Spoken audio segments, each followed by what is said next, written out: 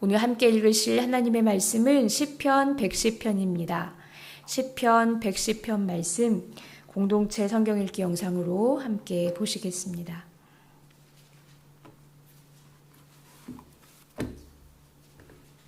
제 110편 다윗의 시. 여호와께서 내 주에게 말씀하시기를 내가 내 원수들로 내 발판이 되게 하기까지 너는 내 오른쪽에 앉아있으라 하셨도다. 여호와께서 시온에서부터 주의 권능의 규를 내보내시리니 주는 원수들 중에서 다스리소서. 주의 권능의 날에 주의 백성이 거룩한 옷을 입고 즐거이 헌신하니 새벽 이슬 같은 주의 청년들이 주께 나오는도다. 여호와는 맹세하고 변하지 아니하시리라. 이르시기를 너는 멜기세덱의 서열을 따라 영원한 제사장이라 하셨도다. 주의 오른쪽에 계신 주께서 그의 노하시는 날에 왕들을 쳐서 깨뜨리실 것이라. 문 나라를 심판하여 시체로 가득하게 하시고 여러 나라의 머리를 쳐서 깨뜨리시며 길가의 시냇물을 마심으로 그의 머리를 드시리로다.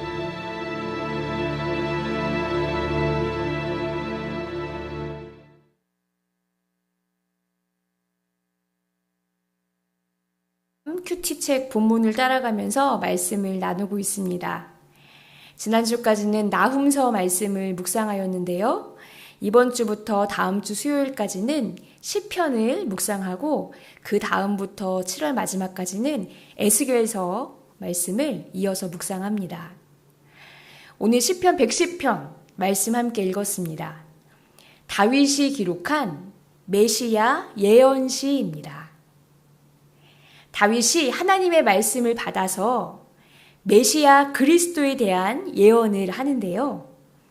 분량으로 치면 7절밖에 안 되는 짧은 시이지만 이 시 한편에 왕이신 그리스도, 제사장이신 그리스도, 심판자로 오실 그리스도가 다 담겨 있습니다.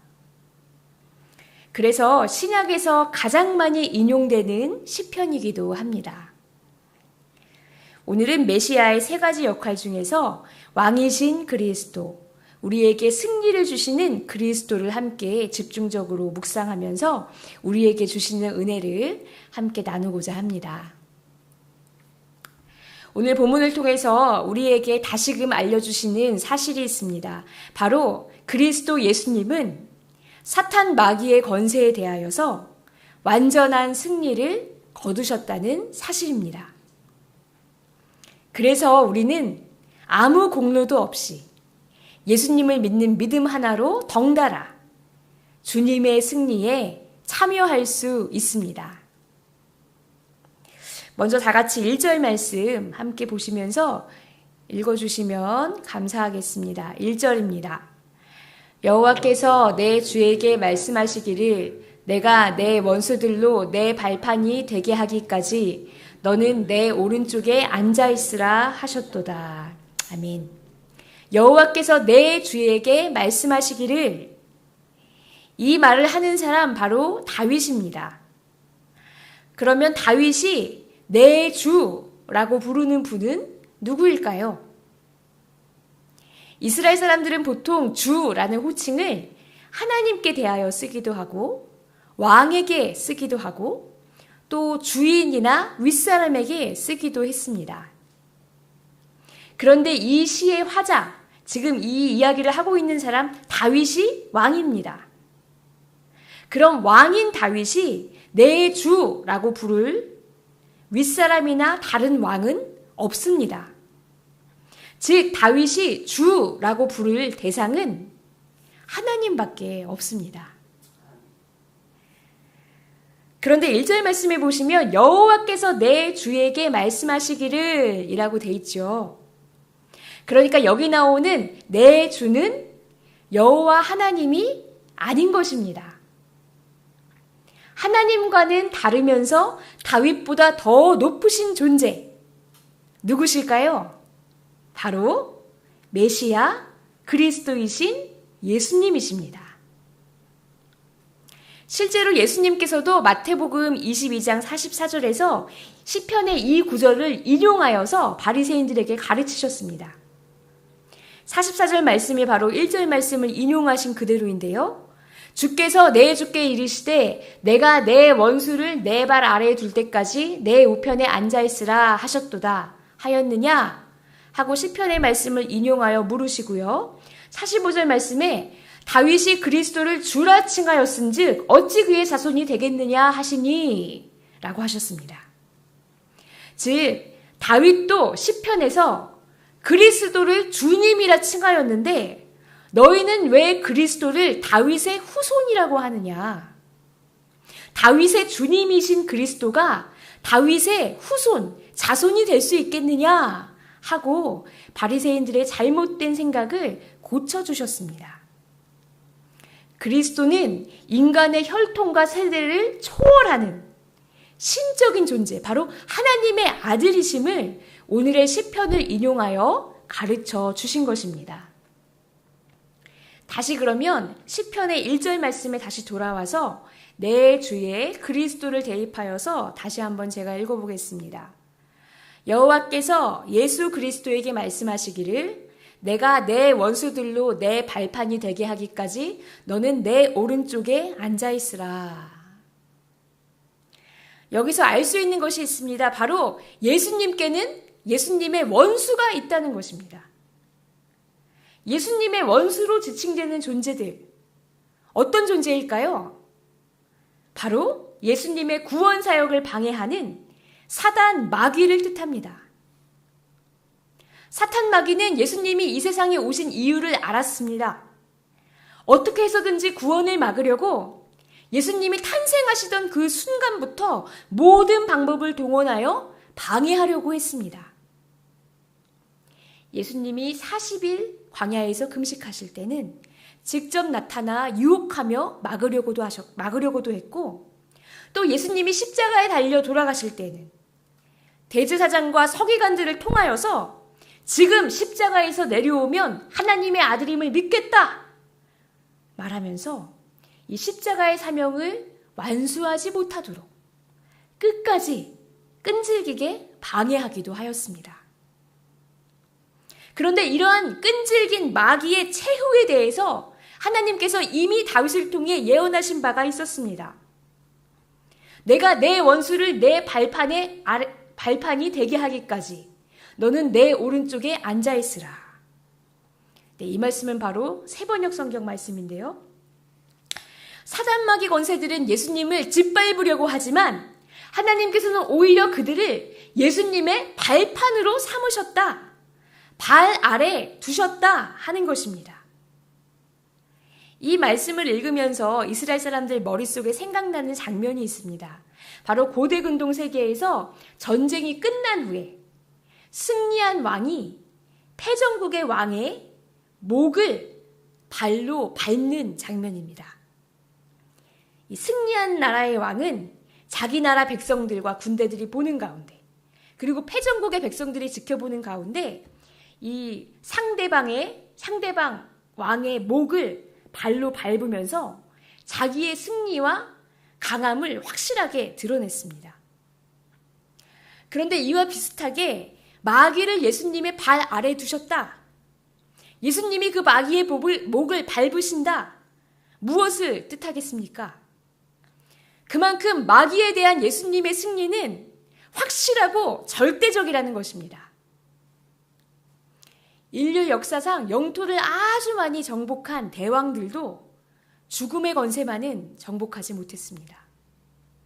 그러나 유일하신 한 분, 예수 그리스도께서는 모든 죄와 어둠, 사망의 권세를 이기시고 굴복시키시며 발로 짓누르신 것입니다.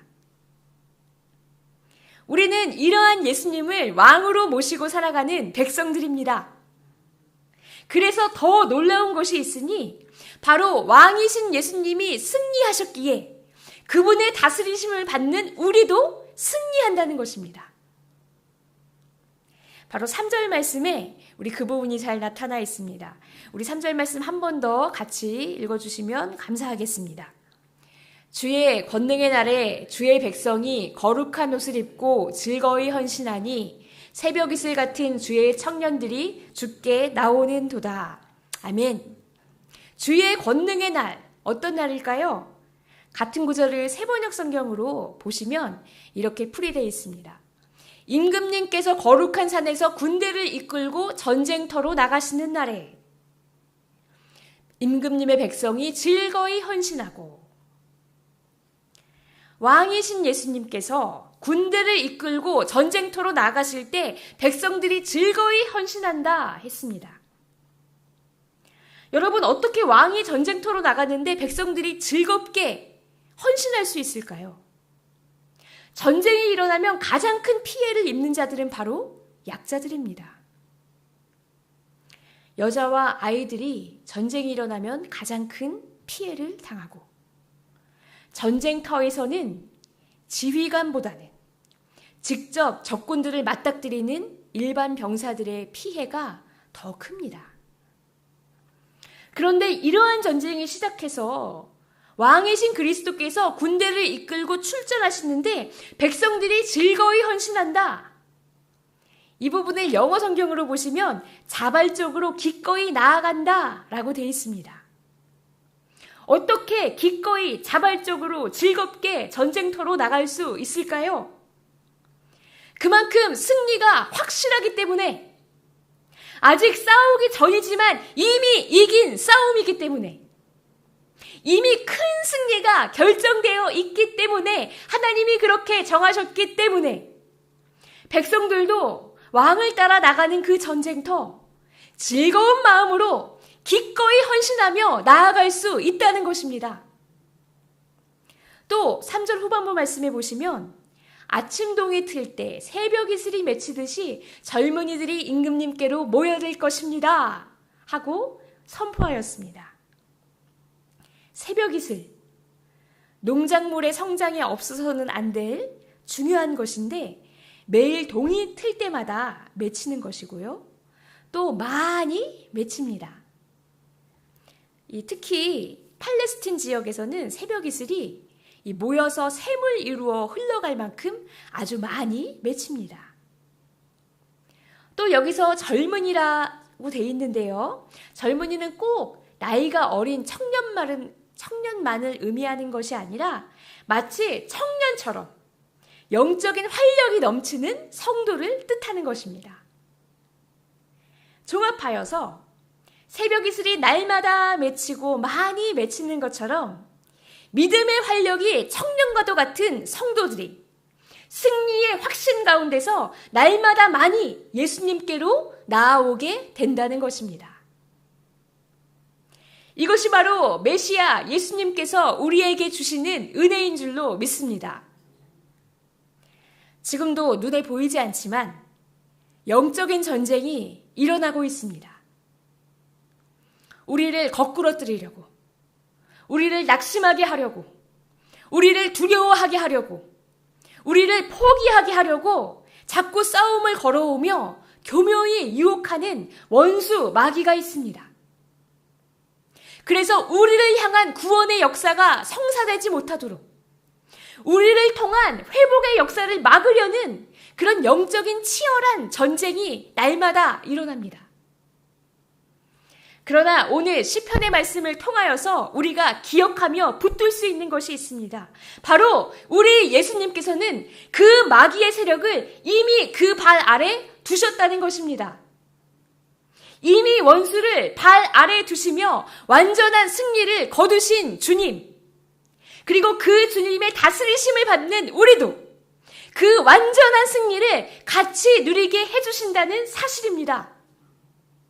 이미 이긴 싸움임을 믿으시기 바랍니다. 이미 결정된 확실한 승리임을 입술로 고백하시기 바랍니다. 그러므로 우리는 세상으로 나아갈 때 영적인 공격에 낙심하거나 걱정하지 않을 수 있습니다. 오히려 즐거이 헌신하며 기뻐하며 새벽 이슬처럼 젊은이처럼 담대하게 나아가며 주님과 함께 승리하는 저와 여러분 되시기를 주님의 이름으로 축원합니다. 다 같이 기도하시겠습니다. 주님, 우리의 감정이 느끼는 것에 속지 않기를 원합니다. 말씀으로 알려주시는 바를 붙들고 담대히 나아가기를 원합니다. 주님은 이미 승리하셨고 우리 앞에 놓여져 있는 많은 영적인 전쟁도 주님이 대장 되심으로 이미 이긴 싸움입니다. 주님, 저희가 이 사실을 의심하지 않게 하여 주시고 잊어버리지 않게 하시고 헷갈리지 않게 하여 주시옵소서. 저희는 약하지만 주님은 강하시고 이기셨으므로 우리도 그 승리의 은혜를 함께 누릴 수 있을 줄로 믿습니다. 이 사실을 믿고 오늘도 세상으로 나아갈 때 담대히 나아가 싸우고 승리할 수 있는 이 매 순간의 승리를 우리들에게 허락하여 주시옵소서. 예수님의 이름으로 감사드리며 기도합니다. 아멘.